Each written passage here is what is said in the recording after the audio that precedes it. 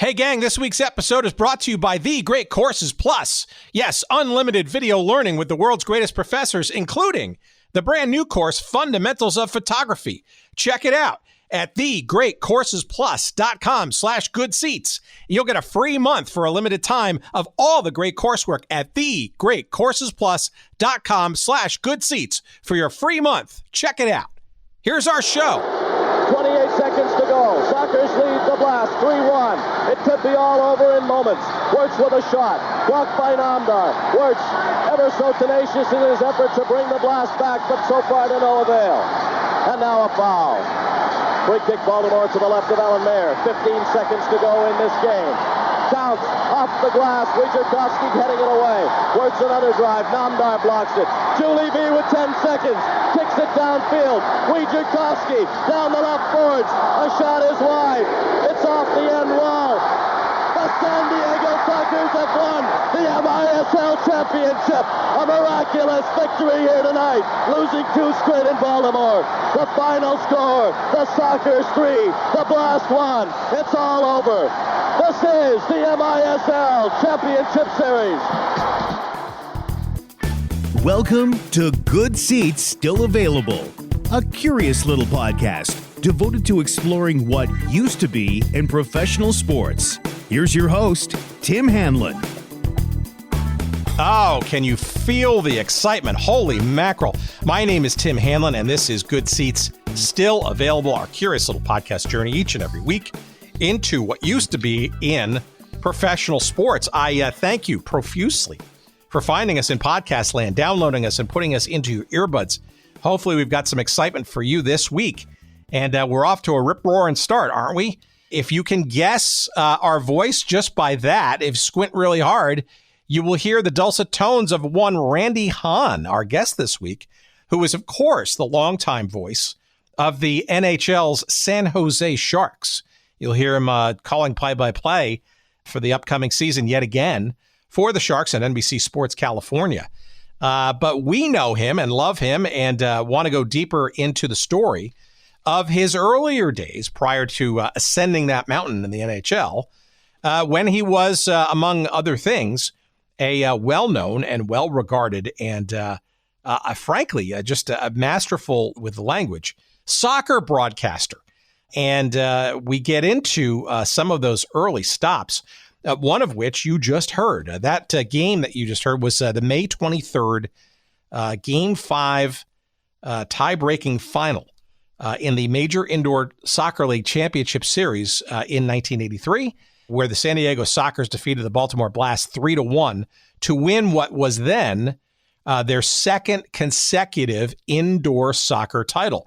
The season before, of course, the Sockers played in the North American Soccer League's indoor season, and they won the championship there too. So we join you now as the San Diego Sockers have now just won 2 championships, one in the NASL and now one in the more grueling MISL. And what Randy and Ron Newman, the coach, and all the players and Bob Bell, the owner, what they didn't realize was they were frankly on the road to beginning what became essentially the indoor dynasty of all time in this country, where they went on to win 10 championships, 5 in a row until through 1986. They lost in the semifinals of the MISL in 87, but then came roaring back to win 5 more consecutive championships in the MISL and the last 2 seasons known as the MSL, or Major Soccer League. And even in 1993, when that league folded and they went to the CISL, they were runners-up in the finals. You could not conjure up a more dynastic team. Perhaps the New York Arrows in the earliest 4 years of the MISL were certainly something and a force to be reckoned with. Steve Jungle and Branko Segota, and for a year, Freddie Gugurev and Shep Messing and all that, right? But circa 1982-83, this was the first year of the Sockers' entry into the MISL, and it was the 5th year of the MISL generally. It was the first time that a team other than the New York Arrows won the championship, and there's no surprise there of why Randy and his broadcast team were just going nuts in the San Diego Sports Arena to celebrate what was then again the second indoor consecutive title for the San Diego Sockers. And a fascinating story the Sockers are and were. And we're going to get into that with Randy, as well as where he kind of got his start. His real first professional gig, full-time that is, was with the NASL outdoor and even indoor Edmonton Drillers. And Randy will get into growing up in the Edmonton area. And actually, that wasn't even his first dalliance with the NASL. It was with, believe it or not, the Vancouver Whitecaps while he was in college. We're going to get into all of that stuff, talk about Ron Newman, the great coach of the San Diego Sockers, all the great players, as well as a bit of just an insight into the vagabond life of a sports broadcaster. We've done it with many others on this show, and Randy Hahn is no exception to that rule. And we love to kind of go back in time, reminisce about some of the hard knocks, as well as some of the just sheer joyful memories, and frankly, the laying of foundation for the career, which he now certainly enjoys as the voice of the San Jose Sharks. All of that stuff is coming up with our special guest this week, Randy Hahn, in just a couple of moments. We want to first, though, thank our friends at Streaker Sports for their sponsorship of the show this week. StreakerSports.com is the place to go. And among many other cool stuff, they call themselves the purveyor of sports culture, of course.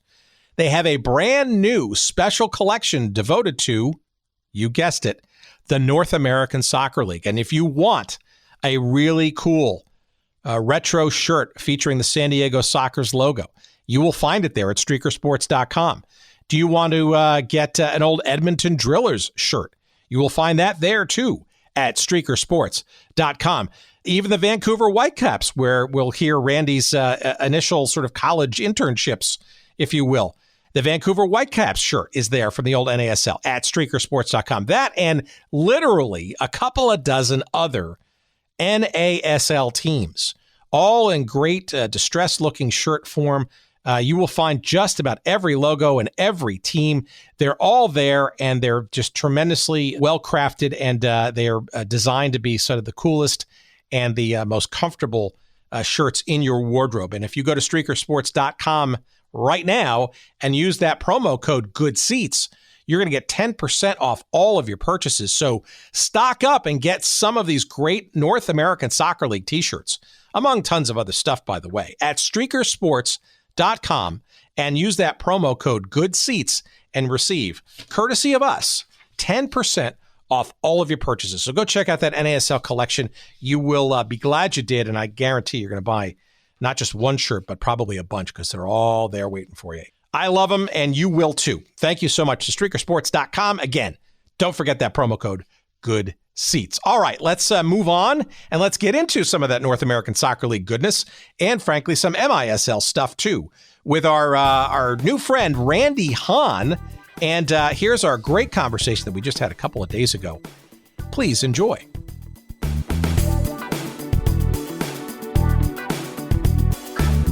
This little show is very idiosyncratic, right? We, for whatever reason, actually, I think I figured out the reason. I was a Cosmos fan when I was a kid, and I became really fascinated with the North American Soccer League, especially in hindsight, as all those teams and leagues sort of came and went.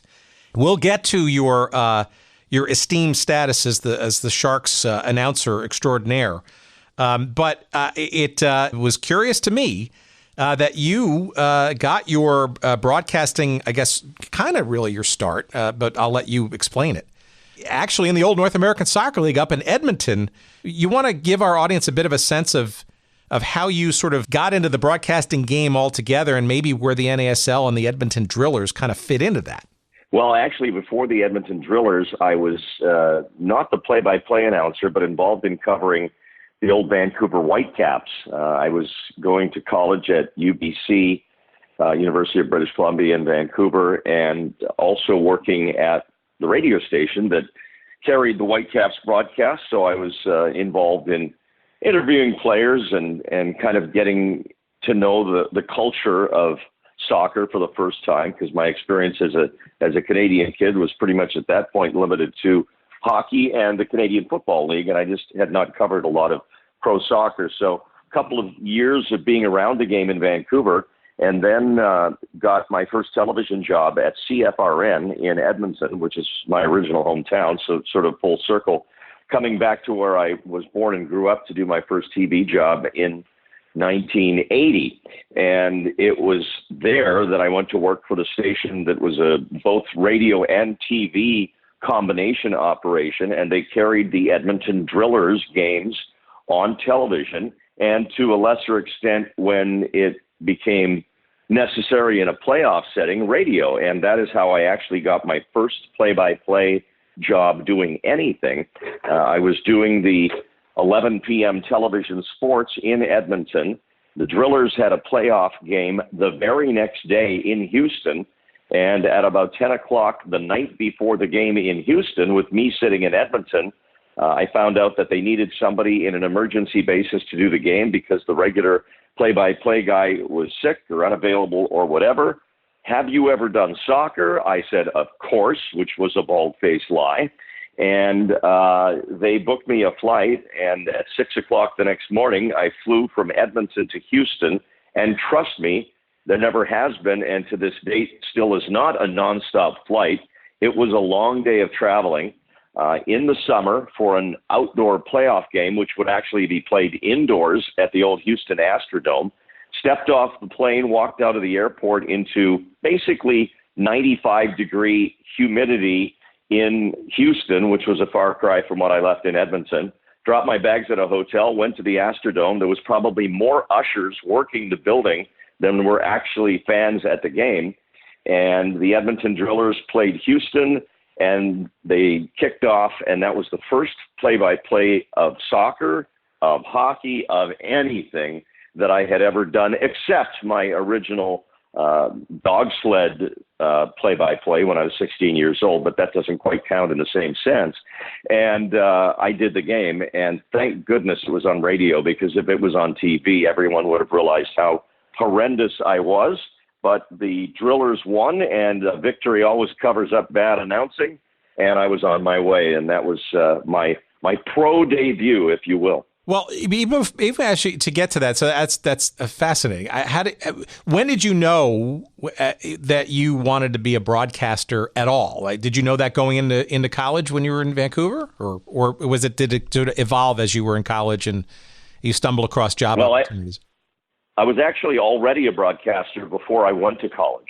I was very fortunate after leaving Edmonton, probably at the age of about 10, 11. And maybe the seed was planted in those years when I lived there and would sit lay in my bed at night on a school night and listen to Edmonton Eskimos football games on the radio, or if I could pick up an out-of-town station late at night in Salt Lake City, KSL, a 100,000-watt clear channel station. Maybe they had some kind of an event on that I could hear on my transistor radio. But I was always very fascinated with sports, I believe, because it introduces you to the whole concept of theater of the mind, which is what a radio broadcast of a sporting event is. You're only providing the parameters. The listener has to imagine the game in their head, and that connection between that listener and the announcer is very, very strong and very direct, as opposed to television where you see the events and the broadcasters just enhance it. But I think that's where the seed was planted when I was a younger boy. And then my family moved to the Yukon Territory in Canada, which for those unfamiliar is up near Alaska, a very remote area, a small town of about 20,000 people. And while attending high school, I literally lucked into being invited to be interviewed on a radio show when I was 15, representing our high school. And I was asked to join the host to interview who to this day might still be the most famous person I've ever interviewed. And it was the first interview I ever did at the age of 15. And it was Colonel Harlan Saunders of Kentucky Fried Chicken fame, who happened to be passing through our town to visit his franchise in Whitehorse on the Alaska Highway. And I was in the studio with this host that day, and I got to ask Colonel Saunders what the secret recipe was. And of course, he wouldn't reveal it. But that was where I first got my start. And that's really, I think, that what really lit the fuse. I love the environment. I love being in the studio. I love being on the microphone. And from there, it led to an opportunity to work at the local radio station in the town where I lived in Whitehorse, and I worked there for the CBC, and then applied to go to the University of British Columbia, was accepted, and then worked part-time at a Vancouver commercial radio station, CKNW, which was also the home of the Vancouver Canucks of the NHL. And that was kind of my first experience in working in hockey on radio. So I was lucky. From the age of 15, I've been doing what I do now. And here we are 45 years later. I'm completely unqualified to do anything else. And if I lose the current job I have, I'll probably be living under a bridge in 6 weeks. I doubt that highly, but, let's not tempt fate. Because it's a fickle business, right, this. So I'm really curious. Back to the Drillers. This sounds like the proverbial sort of falling into the situational kind of story that we've heard time and time again from, many of the broadcasters that we talked to. I mean, we talked to a bunch like John Sterling in New York and JP Delacamera on the soccer side and a few others. And so I guess I'd love to hear your impressions of, okay, so you get through this Edmonton Drillers playoff game. Did you think that was going to turn into a more substantial sort of play-by-play kind of gig, or was this kind of just a side light to your anchoring duties on sports back at the home station? Well, in that one instance, it was a sidelight, and then a week later, I almost was drummed right out of the whole idea because apparently I had impressed enough on that first ever broadcast from Houston that the next week when the regular play-by-play announcer returned for a TV game, they sent me along now as the sideline guy. As they beefed up their coverage. It was round 2 of the NASL playoffs. So now I'm on the sidelines at Lockhart Stadium in Fort Lauderdale, a very awesome, intimate, field, college football field that the Fort Lauderdale franchise was. I think it was Strikers was the name of the franchise, and the fans at this sold-out game. And there had been a very controversial game there the week before with police involved. So there was all these police with German shepherds surrounding the field for the game we were at, and nothing happened except the fans discovered that I was the visiting sideline reporter, and they started throwing ice cubes at me.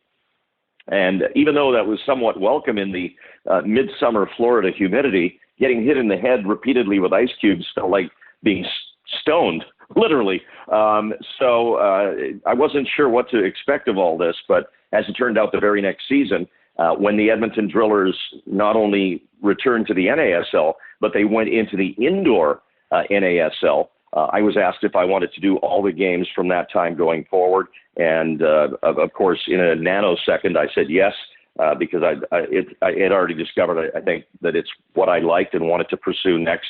And it continued to be in combination with me anchoring sports, but eventually I went to it full-time within 2 years. Here's Drew Ferguson curling it in. 10 seconds to go in regulation play.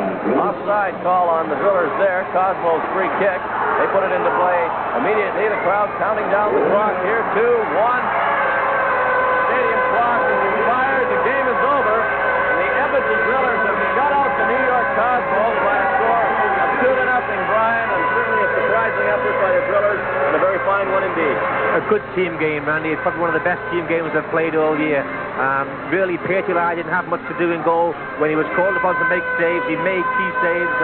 The defense played very well.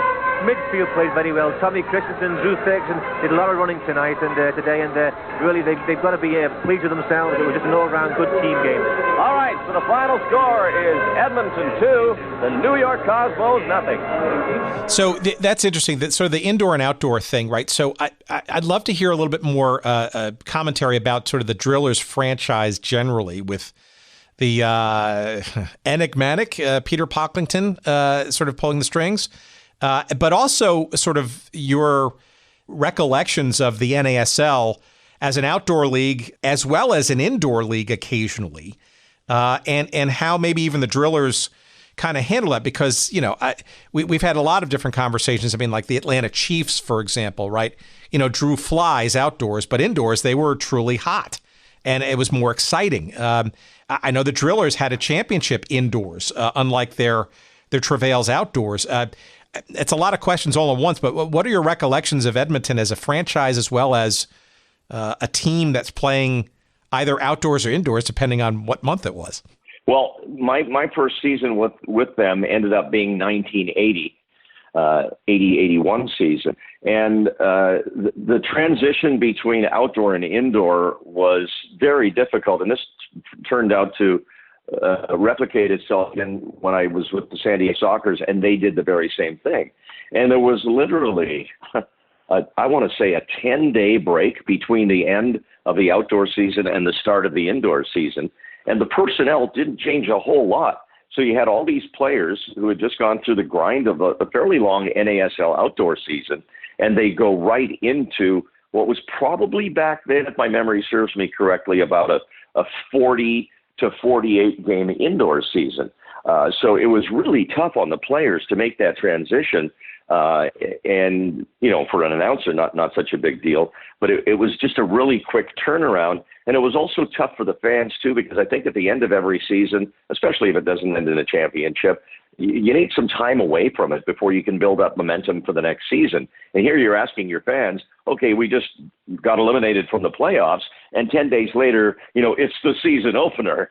So it was very unusual to combine the two. It was done for economic reasons to try and maybe hyper jumpstart the sport and try and Pocklington, who you recall or who you referenced, and he's probably most famous for bringing Wayne Gretzky to the Edmonton Oilers.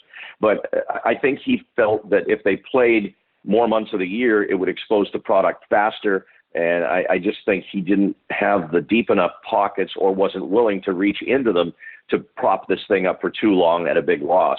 And the franchise certainly did run at a loss and didn't have a very long run. So I think that was the reason for doing it, but I'm not sure it was necessarily beneficial as it turned out for the franchise because it eventually folded. But for me, that was the beginning of another whole chapter, because upon the Drillers folding, I moved on to San Diego and had a great run there and have 9 championship rings to show from that time in San Diego. Yeah, and I'm really curious that as you sort of got deeper in with the Drillers organization, I mean, was soccer something that you felt that you wanted to do full time, or were you just kind of being dragged in that direction? I got to imagine that the indoor game at least had a little bit of sort of that hockey flavor. I know JP Dellacamera kind of felt that was at least an entree, or at least kept his his skills kind of warm, shall we say, for what at least in his mind was an eventual sort of go at sort of the NHL and then hockey, which was sort of prime in his mind. Were you kind of just going with the flow, given that it was a gig and you get play-by-play experience, or did you think that soccer was going to be kind of it, or did you have dreams of kind of leveraging that into something else eventually someday? I think what it ended up being for me, especially when I left Edmonton, more than anything, rather than chasing the soccer broadcast dream, it was satisfying another dream, and that was to work in the United States. Very early on in my broadcast time in Edmonton, it became apparent that it was a much smaller marketplace than was the U.S. broadcast market. The state of California to this day has more people, has a greater population than the entire country of Canada, which is the second largest in landmass in the world. So you have this huge country with not that many people in it, and as a result, the sports media landscape is much, much different than in the U.S. So I wanted to go to the U.S. I had tasted the travel. I'd been to New York. I'd been to Chicago. I'd been to San Diego, L.A., and so on and so on. And it was, as a young man, it was very exciting to see a whole new world. And the prospect of being involved in the broadcast side of things in the U.S. was very, very appetizing. And when Peter Pocklington, thanks to him in large part, made it possible for me to get a work visa after the Drillers folded and moved to San Diego, I jumped at the opportunity. So I think I was doing the soccer and very excited to do it, and would end up doing a lot more of it, even at the World Cup level. But I think initially it was just for the opportunity to get into the U.S. market and work there as a Canadian. And then once I got there, I think eventually I returned to my roots and craved the opportunity to work in the NHL, which eventually came with the Los Angeles Kings as a result of doing soccer on the same channel that the Kings were on down in Southern California. Interesting. So how does the move, aside from the visa and the ability to work in the United States, how do you get from Edmonton Drillers coverage to the San Diego gig? How does that even come about? Obviously, the MISL was its own different beast, but I'm just curious as to how you actually got to San Diego relative, say, to other opportunities that might have been nibbling at you. Well, at the end of the indoor season, the Edmonton Drillers folded. At the end of the outdoor season, played our last game in Portland at the old Portland Civic Stadium against the then Portland Timbers, and we all had a pretty good idea that the franchise was going to fold at the end of the season, that Pocklington was going to shut it down, and they did. And I had already planned a vacation to Hawaii. I was going there for a couple of weeks. Nice stay. And, of course, this is in the days before we all walked around with phones in our pocket, and communication was at a very different level. So I went to Hawaii for a couple of weeks. I get back home, and there's like 4 messages on my answering machine from Bill Hansen, who was the PR director and was also in charge of the broadcasters for the San Diego Sockers. And we had developed a little bit of a relationship in my time with Edmonton, playing in San Diego, and me getting to know Bill, and we hit it off. And he said, please call me immediately. And I had 4 of those messages that had come over 2 weeks. So as soon as I got home, of course, I got on the phone immediately. And he said, thank goodness you called. We're making a change with our broadcaster, and we wanted to know if you were interested. And I said, yes, I'm interested. And he said, can you send me a tape? And I said, yes, I happen to have a tape of the Edmonton Drillers versus the San Diego Sockers. He said, get that to me as fast as possible. So fortunately, FedEx did exist at that time, and I overnighted in the tape. He played it for the owner, because it was the owner who was going to make the call, Bob Bell. And he said, great, I like it. He's our guy. Let's see if we can make it happen. And then we have to start working on immigration and issues of that nature. The deal they offered me was $16,000 a year less than I was making at the time in Edmonton. But, as a 23-year-old and with the dream to work in the U.S., money in those days, even if it was such a drastic cut in pay, didn't really matter to me. That wasn't a factor. When the job was offered, I immediately accepted it, and all the financial stuff worked out. But that's how I ended up with the San Diego Sockers. They had just won their first of 10 indoor titles in the NASL Indoor, and then the NASL Indoor after the 81-82 season folded, and the MISL came into being, and the San Diego Sockers were playing their inaugural MISL season, the 82-83 season. And lo and behold, my first ever year of doing San Diego indoor soccer, they won a championship and went on to be the titans of indoor soccer through the rest of the 80s and well into the 90s under Ron Newman. So it was a great beginning for me, and we had a great following. The old San Diego Arena, which is still there in its original state, was packed every night. And, it was the beginning of what really was a dynasty in pro sports, even though it was indoor soccer, which didn't have the same cachet as the other major sports. It was a remarkable run that they had. So when you went from Edmonton to San Diego, was outdoor in those last couple of years of the outdoor NASL as well? Was that part of your gig as well, or was it exclusively just the indoor version? Oh, no, it was the outdoor as well. So, was already familiar with the NASL, so that when the San Diego Sockers were playing outdoors, a lot of the same personnel were still there. But, I have some great memories of those years, as brief as they were, with the Edmonton Drillers, of getting to see Pele and, later on some of the other greats in the NASL. Because when the Drillers came in, they were part of that expansion time, that real growth time in the NASL when it grew ultimately too big too fast. And you had teams like Edmonton who wanted to get involved because ownership saw this opportunity to perhaps benefit from the growth of the league. But you had teams like the Cosmos, and there were others as well, the Chicago Sting, and even the Seattle Sounders, and even Portland Timbers, who were spending millions of dollars bringing over international players. And a team like the Edmonton Drillers just didn't have that financing to bring. So it was tough to compete, and it was tough to make a splash when your stars weren't anything nearly as impressive as some of those other stars. And it turned out to be one of the great flaws of the NASL, of overloading sometimes with, stars who commanded big dollars, but their best years were behind them. And that became apparent very quickly once they got to North America. They just weren't the same as they used to be when they played abroad. So, the Drillers kind of got caught up in that, and they just couldn't survive in that environment. But it was still fabulous being involved and getting my first taste. And then, of course, I would do the outdoor for the San Diego Sockers for a long time and move along to other even more exciting opportunities in the outdoor game. So it was good that I had those early years with the Edmonton Drillers. So when you're doing, both outdoor and indoor, I guess as a broadcaster, it's got to be a good thing because you're basically year-round employed, right? Albeit in the NASL and not sort of in the, the top tier, pro leagues of elsewhere. But did you prefer one versus the other? Not Edmonton versus San Diego, but I mean outdoor versus indoor. The cadence, I'm sure, is different. The way that you prepare, how you pace yourself.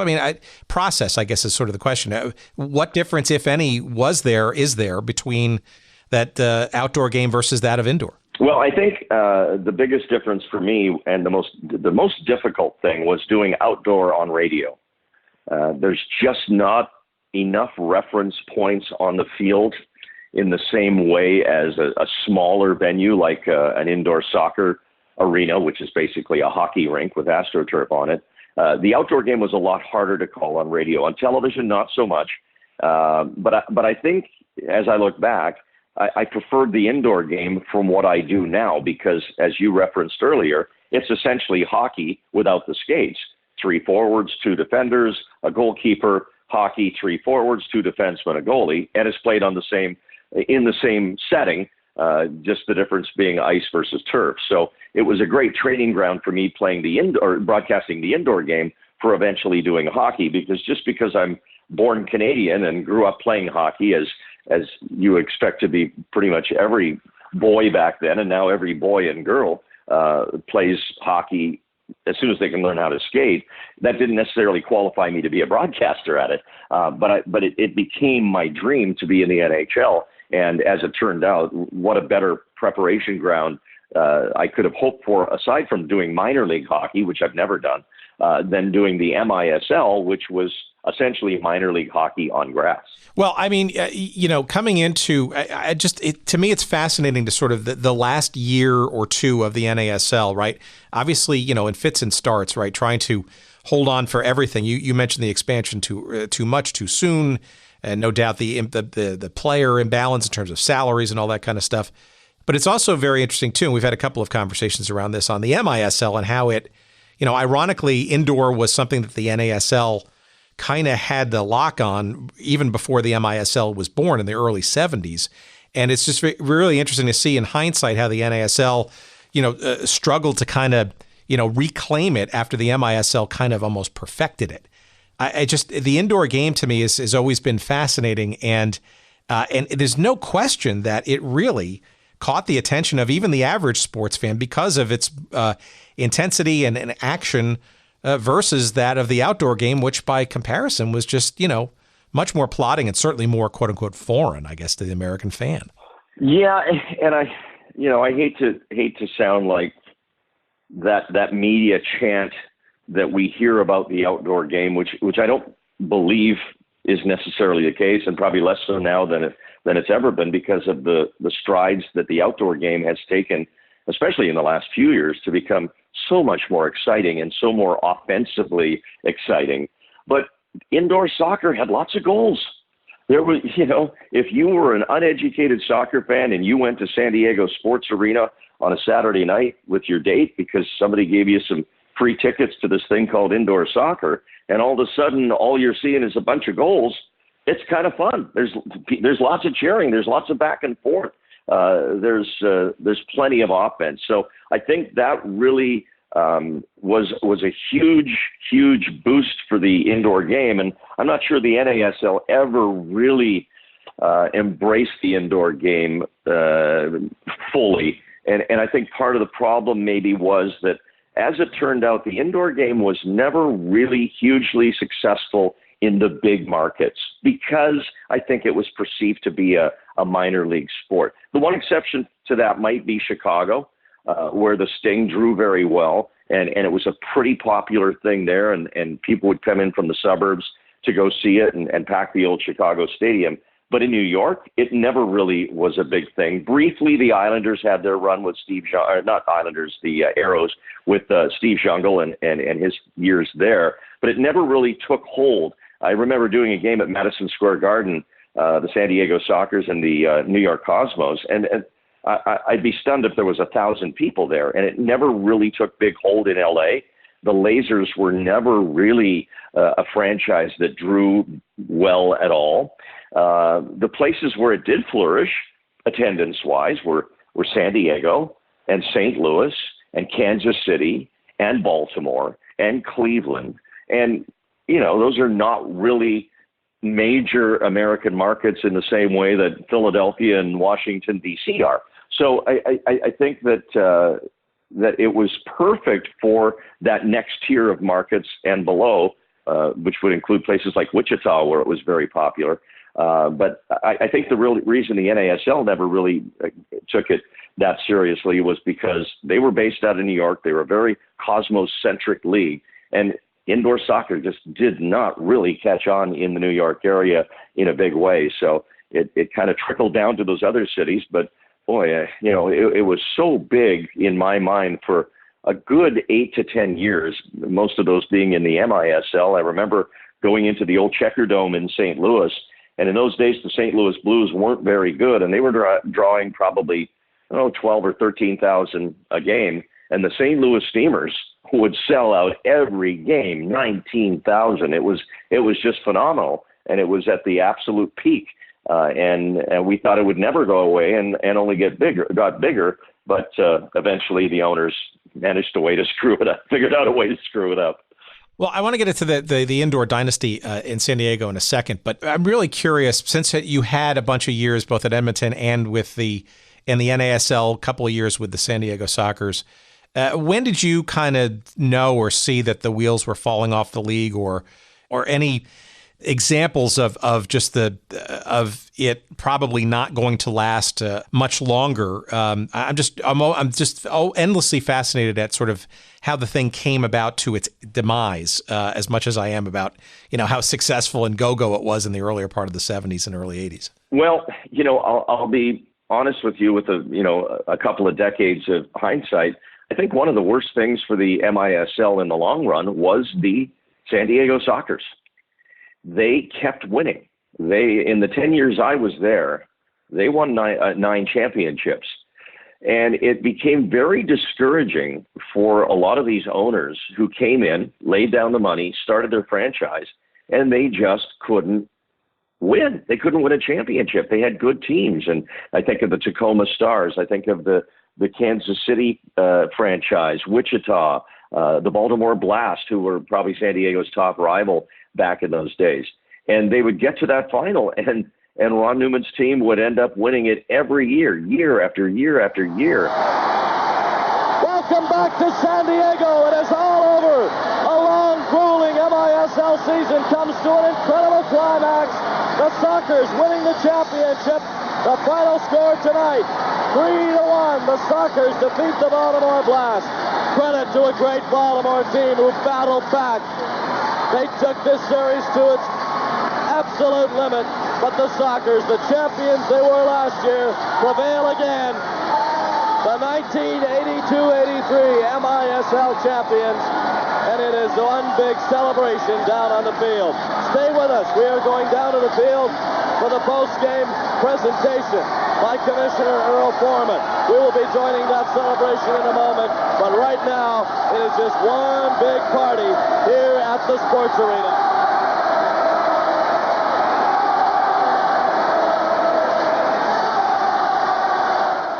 I think of the Wolstein family in Cleveland, where I don't know this for a fact, but I think they finally just got so frustrated in the fact that they could never win a championship. They could never get past San Diego, that they finally pulled out.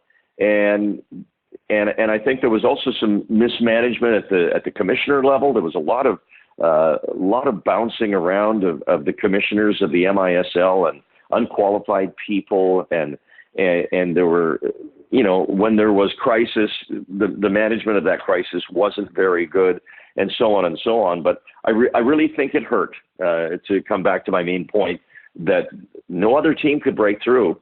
And I think it frustrated the owners in the other cities and ultimately the fans as well, that, at the beginning of the season, you pretty much knew that San Diego was going to win it. So what's the point?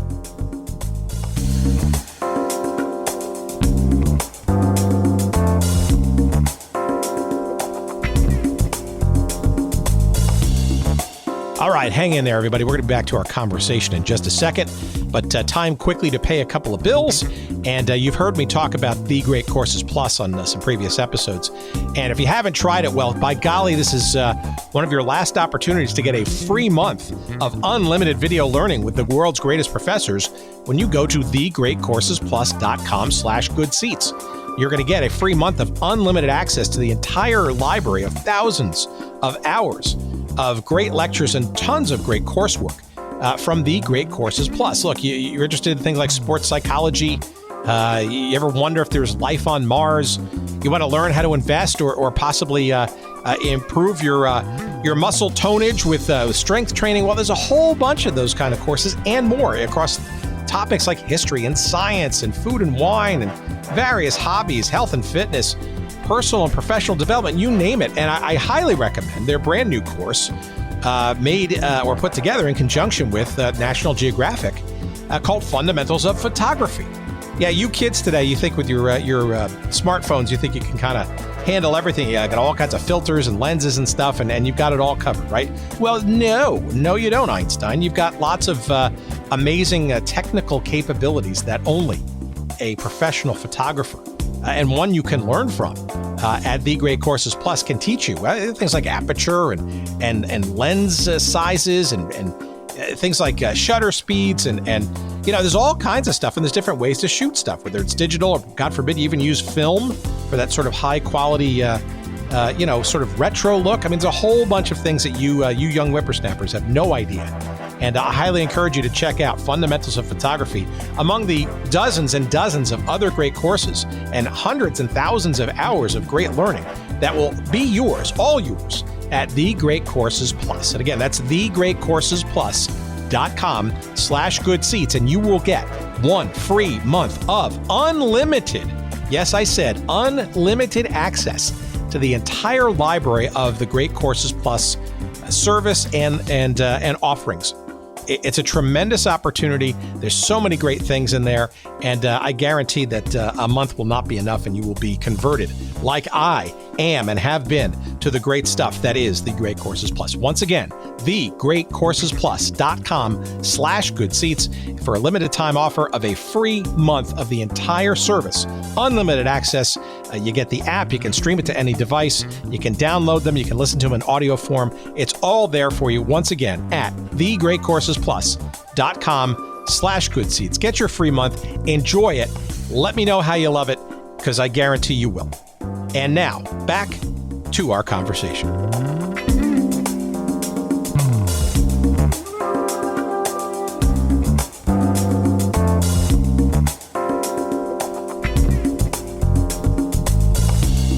So give me a sense then. I mean, I think people need to sort of, if you could, you go to Wikipedia and you look at sort of the San Diego Soccer's indoor run. I mean, it's just absolutely stunning. And if you think about this, like happening in the NBA or the NHL or NFL or whatever, I mean, yeah, there are dynasties, but that's an understatement. When you look at from 1981 to 82, the first season, I think you were there, right? In the NASL, and then 83, 84, which is also the NASL, and all the other seasons, which were MISL, and then 90, 91, and 91, 92 was the renamed MSL. The San Diego Sockers won every single championship in those years, save for the 86, 87 season when they lost in the semifinal. I mean, that is just absolutely, dominant, I guess. I can't think of another word. That is an amazing run that, I think sadly is a bit lost to history because of the checkered history, shall we say, of this indoor version of the game. Absolutely. And even when we were in the midst of it, and it was, there's a famous video online called One for the Thumb when the San Diego Sockers were going for... We found it, Randy. We'll be using it as part of the editing process. Don't you worry. Hey, San Diego, what's got you down? Do you need a winning team for a winning town? Then there's one thing I know for sure. A soccer's game is a miracle cure. Come on, sports fans, don't be glum. We've got the team that's number one. If you're down and feeling blue, ask Dr. Coker what to do. Take this tonight and call me in the morning, cause you want more, they have it for me. We're the Sockers, gold and blue. World championships are nothing new. We've won 1, 2, 3, and 4. But we're not done, we want some more. More rings to show that we're the best. Room for one more, it's all the same. So come and join us in the fun.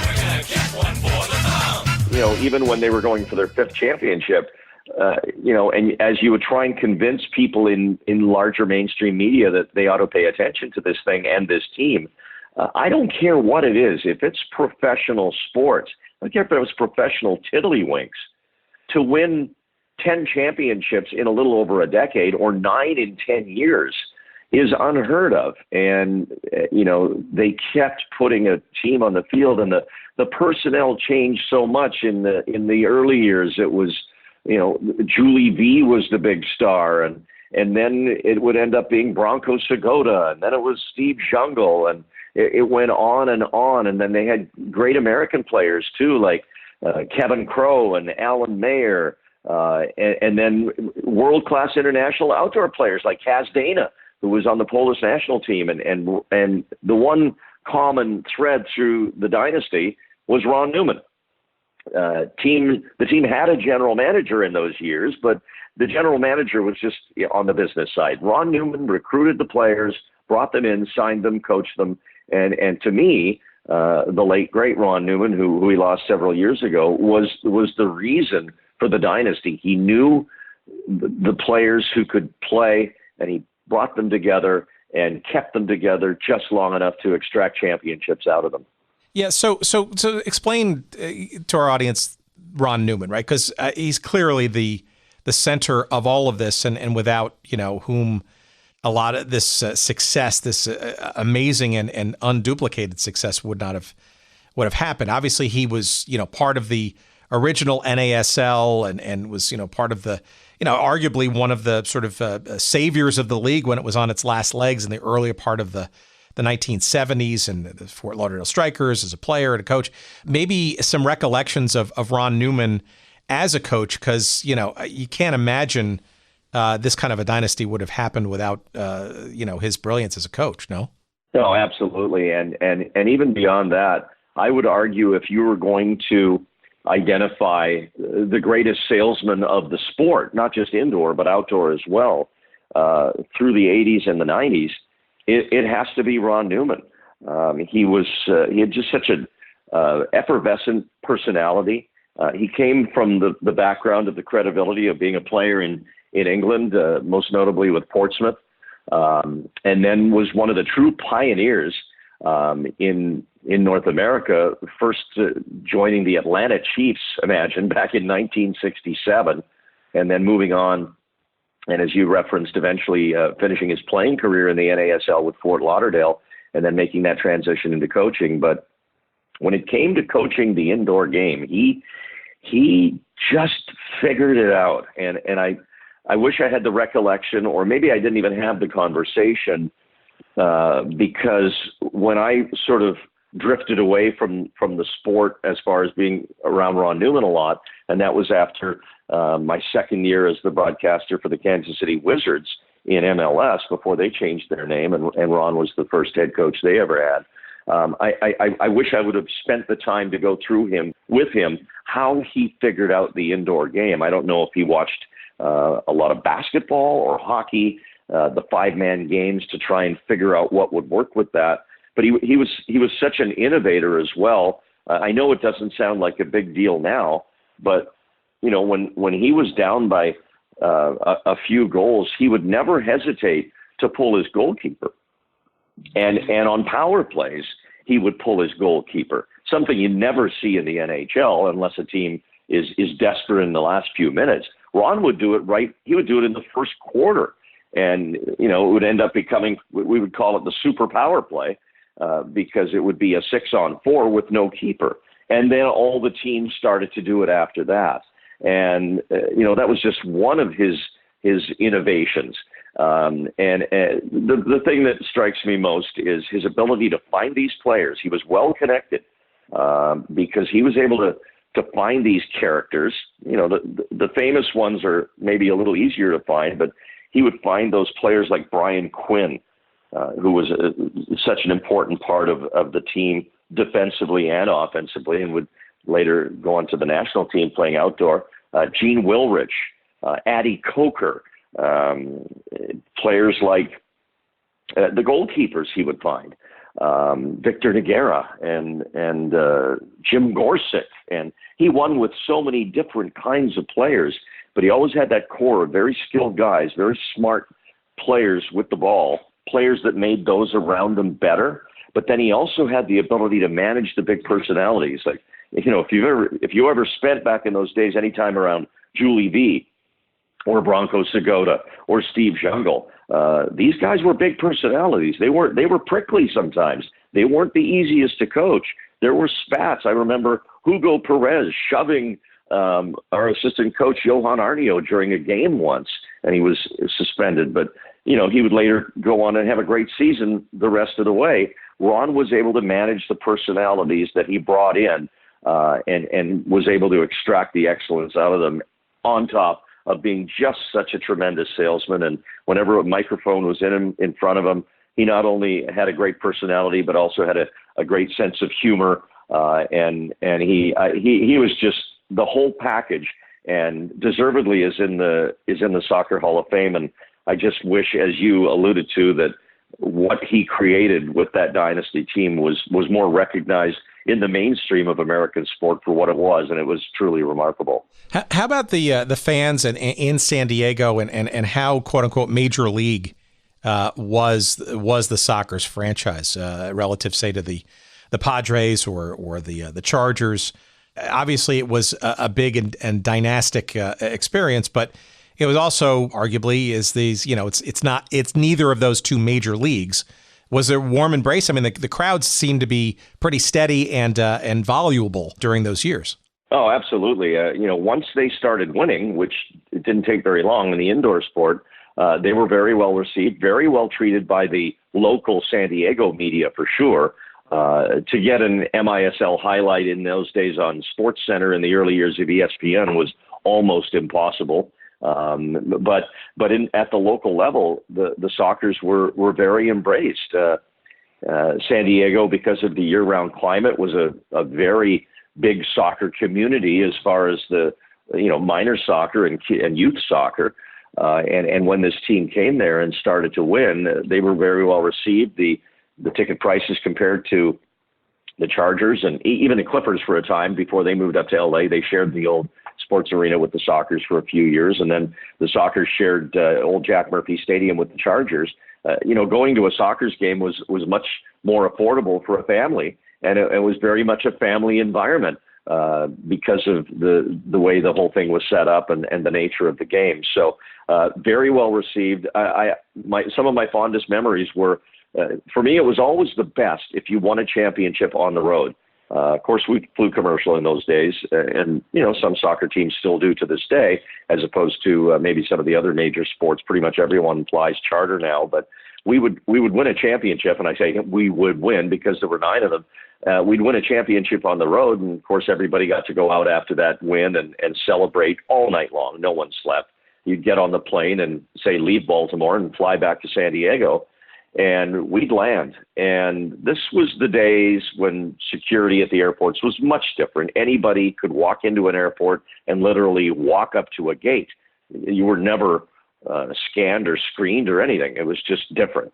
And there would be over 1,000 people at the gate at San Diego Airport to greet the team, chanting with flags. And it was, the players would walk through a cauldron of supporters on both sides of the aisles of the airport, and it was sometimes over 1,000 people with television cameras and everything, something that would never happen now.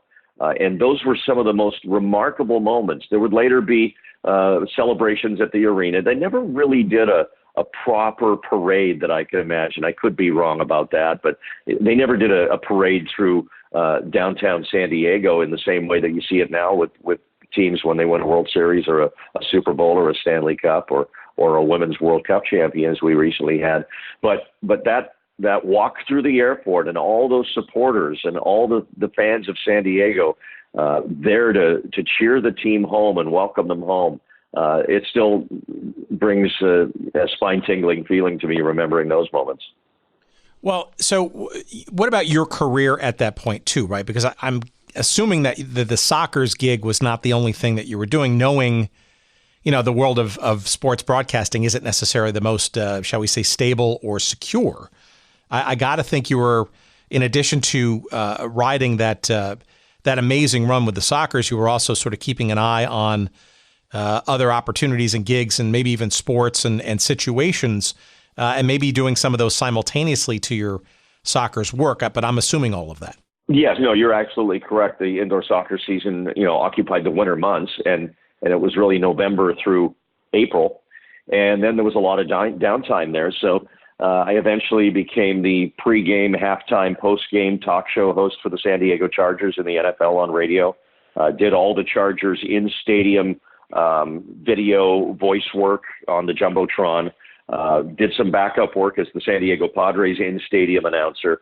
And a variety of other things. And, of course, got an opportunity then to do soccer work outside of San Diego, eventually doing U.S. national team games, and then U.S. national team games on the old Sports Channel America, that eventually leading to doing the first World Cup I did, which was for TNT in 1990, and then Women's World Cup, the first one, which wasn't really called the World Cup, World Championship in 91. But, yeah, I started to branch out and do more and more things, and then eventually got the opportunity to work in hockey as well, and eventually settled in doing the NHL, which I have now. I'm coming up on my 29th year. But, yeah, as a broadcaster, you're looking to branch out and do things in the off season, and I was absolutely doing that, as well as doing the daily sports on the radio stations that those teams were on. So I had a lot going on at that time, but it was great because it was an opportunity to get to do sports that I didn't know as much about, and it was a real growth time for me.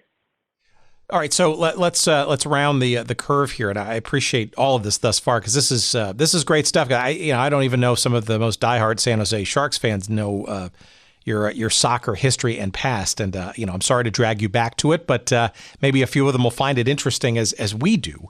Explain to me how the San Jose Sharks gig, which again almost approaching 30 years, is an amazing story in and of itself. We've had a couple of different conversations around, I guess, the progenitors of what ultimately became the franchise that came to the NHL in San Jose. Clearly, the California Golden Seals, of the late 60s, early 70s was part of that dynamic. Clearly, the Minnesota North Stars, and we've had Howard Baldwin on this show, were part of sort of that input there. I'm not asking you to go back into the history books and become a hockey scholar, but you were kind of involved in part of the generation of interest in getting hockey back to the Bay Area in some way, shape, or form that ultimately became the Sharks, no? Yes. My wife at the time was a television weather anchor, and she got a job. I met her in San Diego and we married there. She got a job in San Jose. So we moved to San Jose, but I was still doing the San Diego Sockers. It was kind of my second go round with them. I had left, and then I had been brought back for a couple of years. And it was at that time, just as luck would have it, as we were moving to the Bay Area, that the city of San Jose voted to build what is now SAP Center, but at that point it was going to become San Jose Arena.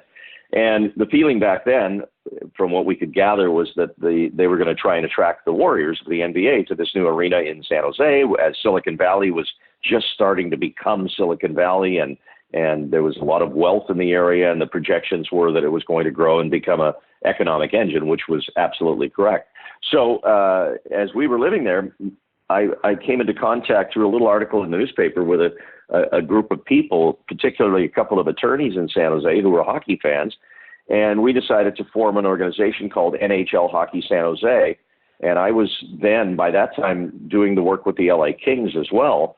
And I had this opportunity to go around the NHL as part of my regular job, and on the side, toot the horn about this idea of bringing an NHL team to San Jose. And eventually the NHL forced us to change our name to Pro Hockey San Jose because we were using their trademark name. But that's actually one of the reasons we called the organization now, because we were trying to get their attention. And it's funny you just referenced Howard Baldwin, because we went about trying to attract ownership.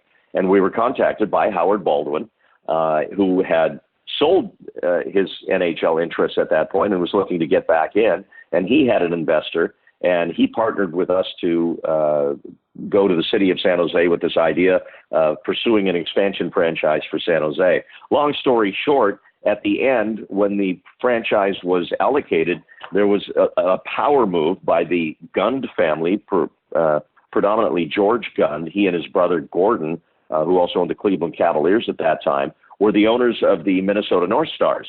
And they wanted the Bay Area market. They had Bay Area ties, and they wanted the expansion franchise in San Jose. So they swapped out the Minnesota North Stars for the rights to San Jose. Howard Baldwin ended up with the Minnesota North Stars, later sold them, and they became the Dallas Stars. But the Gunn family came in. They became the original owners of the San Jose Sharks. And the first year, I was one of their broadcasters, first 2 years. And then by year 3, I was their primary television broadcaster. So, and I'm not shy to say it, I was hoping to create a job for myself by bringing an expansion franchise to San Jose. And in a roundabout long way, not having any of the money to stick into actually buying the team, that's what I was able to do. Well, so that's really interesting, because that's I was going to ask the question, was a quid pro quo in that process?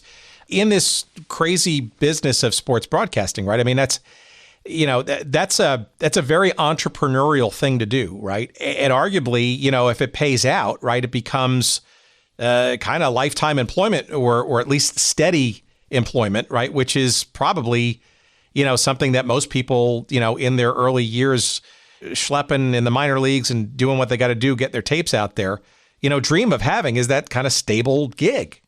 Well, absolutely. And again, one of the, and this just defies the way it's supposed to go. And anybody who's out there right now who's an aspiring hockey broadcaster in the ECHL or the NAHA or the USHL or even the American Hockey League will be disgusted when they hear that I never, ever did a minor league hockey game in my life before I did my first San Jose Sharks television game.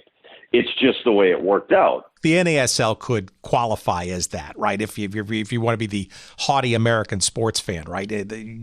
But, you paid your dues, right? There's no doubt about that. No question. I did pay my dues, and that indoor soccer experience ended up being the groundwork laid to be able to do hockey. But, it was a great opportunity, and it was also a great intersection of events, because the NHL was looking to expand.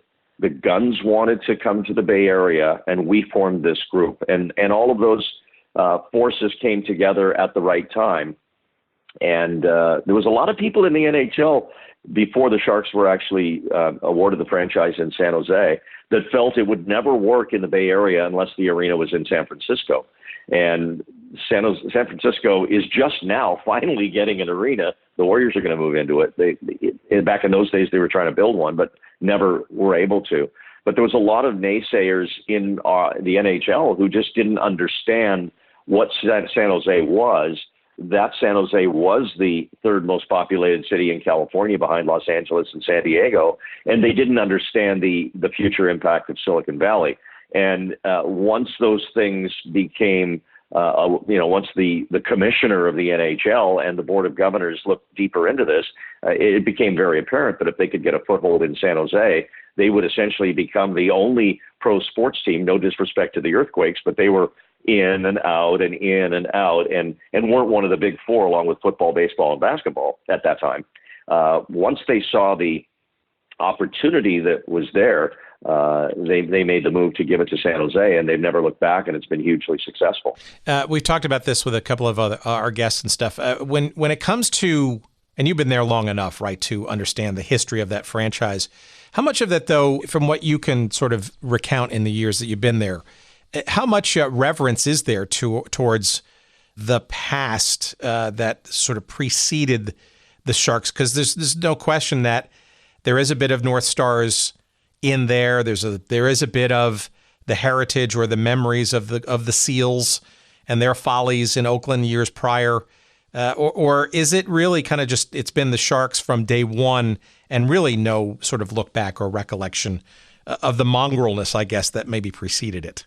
Yeah, well, I mean, as we close in on 3 decades of the franchise, you have all these different demographic groups within the fan base, and I think anybody that's 30 or younger is probably going to have less fond recall of the Seals, who actually ended up becoming the Sharks in a very roundabout way, because when they awarded the Sharks the expansion franchise, they also forced them to have a cross-pollination draft with the Minnesota North Stars, where both teams got to select players in the expansion draft. So some old Minnesota North Stars ended up on the San Jose Sharks. And if you trace the Minnesota North Stars franchise back, I think back to Cleveland, the old Cleveland NHL franchise, and then before that, they were the Seals.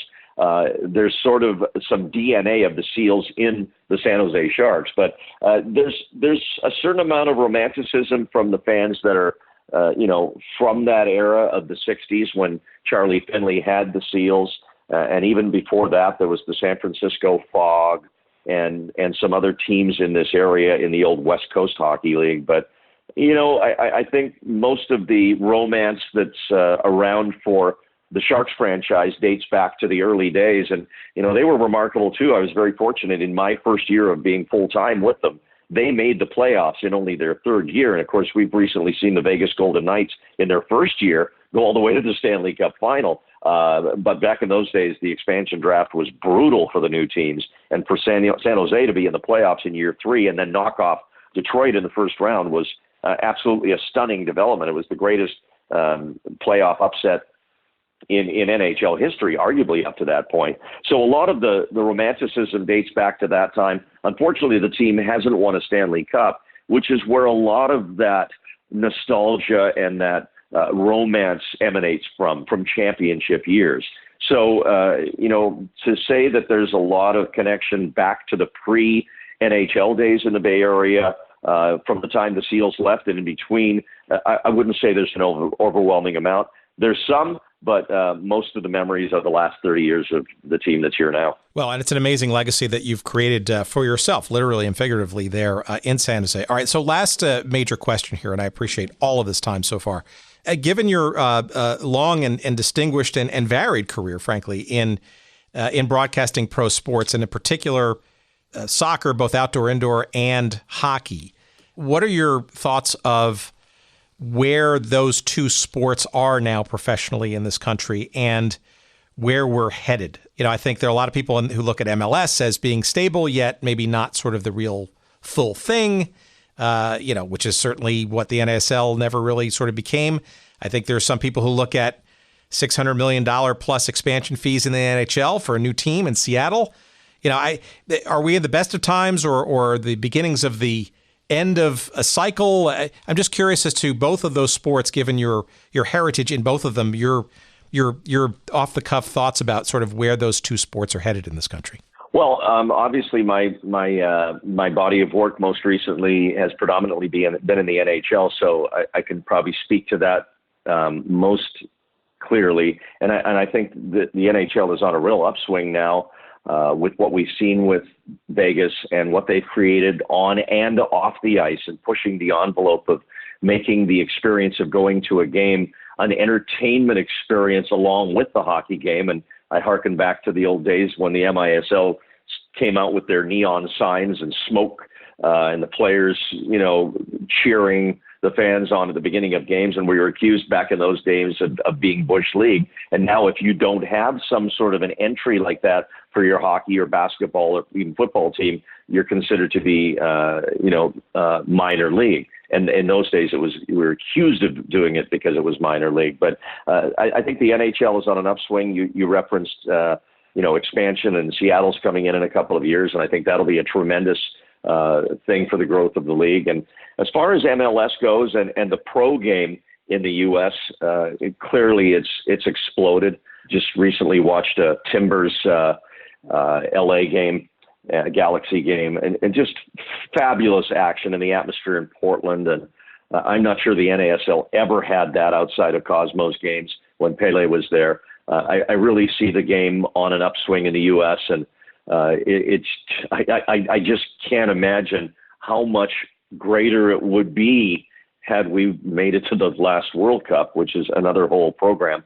But, I think both sports are on the upswing. The only thing that worries me, and it worries me in soccer, it worries me in hockey, and I'm worried about it even more so in the NFL, is concussions.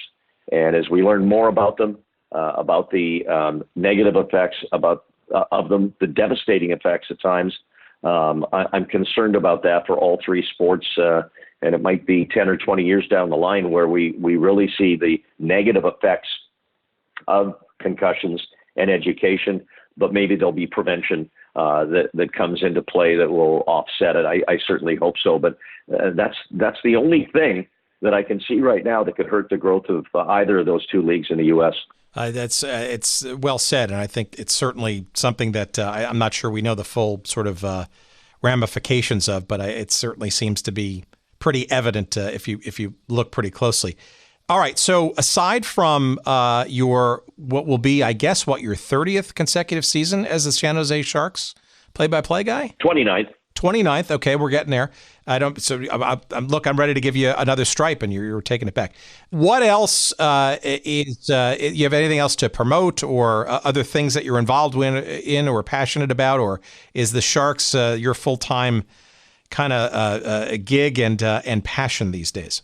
It is my full-time gig and passion. I'm working with a Silicon Valley startup company here that does a kind of an interesting thing. It's an app. It's called Starsona. And you can download it, and your favorite actor or athlete or broadcaster can do you a personal video shout out. So that's a cool thing and something worth checking out. But, other than that, I'm focused on the Sharks. I'm focused on working in the community in the off season and trying to grow the sport here. We still trail behind the Giants and the Warriors and the 49ers. And even the Athletics, the second baseball team. We won't have to worry about the Raiders anymore. Good riddance. But it's still a job to sell the sport. It's still not a natural sport to most Bay Area residents. But as I always tell people, get yourself to a game. Go and see a live hockey game, and you'll appreciate it so much more when you watch it on TV. And I think that's the same for outdoor soccer. Get to a San Jose Earthquakes game. Go and watch it, and then when you watch it on TV, you'll appreciate it so much more. All right, last question. Do you ever get a hankering to do a play-by-play for a soccer game, or are you past that? No, every time I watch the World Cup now, I wish I was there. It's still the most amazing thing I've ever been involved with, and the first World Cup I got to do was in Italy in 1990, where I worked with J. Paul Della Camera, among others, and did a game. It was a playoff game in Milan between the two arch rivals in South America, Brazil and Argentina, and elimination game.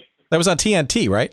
Yes, TNT, which had just come into being that year, and it was the first live sporting event they ever put on, was the World Cup. And I'm sitting there doing this game with Ty Keogh, my color commentator, and one goal in the game. Claudio Caniggia scores on a pass from Diego Maradona, and Argentina wins 1-0. They go on to the World Cup final and lose to Germany in a penalty kick. But to see the passion in that stadium, 8,000 fans from Brazil who had traveled all the way to Italy for that match, and then to see the utter devastation of that group. And we were next to the Brazilian announcers. And unlike American sports where there's only one announce team, the Brazilians apparently are allowed to send announcers from every broadcast entity, because there seemed to be 10 or 20 broadcasters from Brazil. But to see the emotion when that match was over and Brazil had been eliminated, and the broadcasters openly weeping, tears streaming down their face that Brazil was out of the World Cup. It gave you a sense for the magnitude of what you were doing. And another match that I did in Dallas in 94, where we were doing Nigeria, and knowing that, 16 hours away, where it was probably 4 a.m, everybody in the most populated country in Africa somewhere, somehow was watching that match of Nigeria in the World Cup, and realizing how big and how global it was. And when I watched the World Cup, I miss that, because as great as hockey is, and as great as even doing playoffs is, the global reach isn't quite the same. And when you're connected by something like a big World Cup match, there's nothing quite like it. It connects you with the rest of the globe.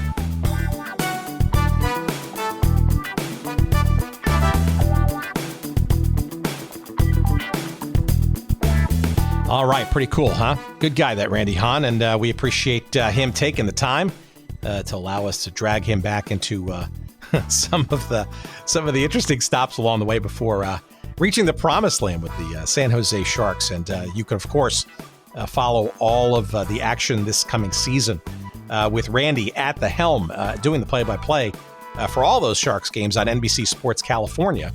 And you can also follow Randy on Twitter at Shark Voice. Let's see what else. You can also follow us on our website at goodseatsstillavailable.com.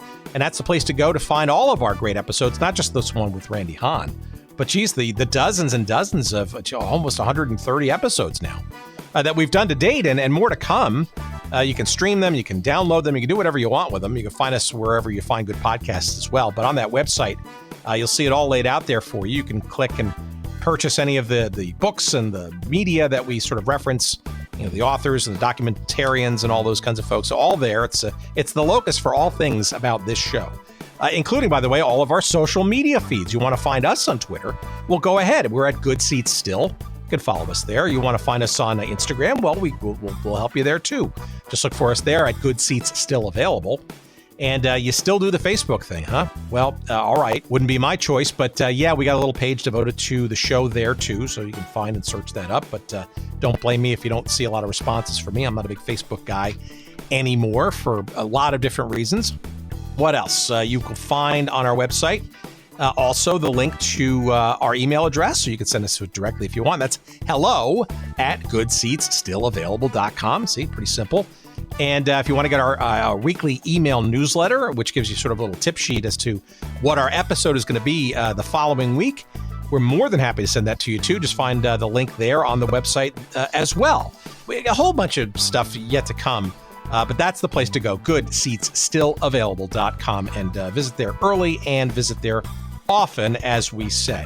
Don't forget our good friends Podfly Productions, and in particular, the one, the only, you can't live without him. His name is Dr. Jerry Payne, and he is the guy the producer extraordinaire that puts all of our pieces together each and every week. We thank him tremendously for doing so, and you can find out more about what he and Podfly are up to at podfly.net. And what else? I think that's it for this week. So as we leave you, we are going to tell you to lace up your dancing shoes, because we're going to send you out with a very rare treat, and it's the official, apparently, San Diego Soccer's theme song. And tell me the last time you heard this song, and maybe it's the first time ever, but enjoy it, and we'll see you next week. Goodbye, everybody. Can't you feel excitement in the air? Can't you feel the magic everywhere? And the thrills have only just begun. Your socks are on the run. San Diego Soccer's hottest team around. San Diego Soccer's fastest game in town. San Diego, Soccer's wow!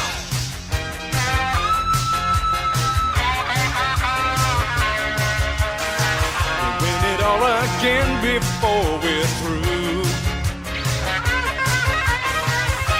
one does it like the soccer do. Feats of magic cast you in their spell, lift you up and make you want to yell.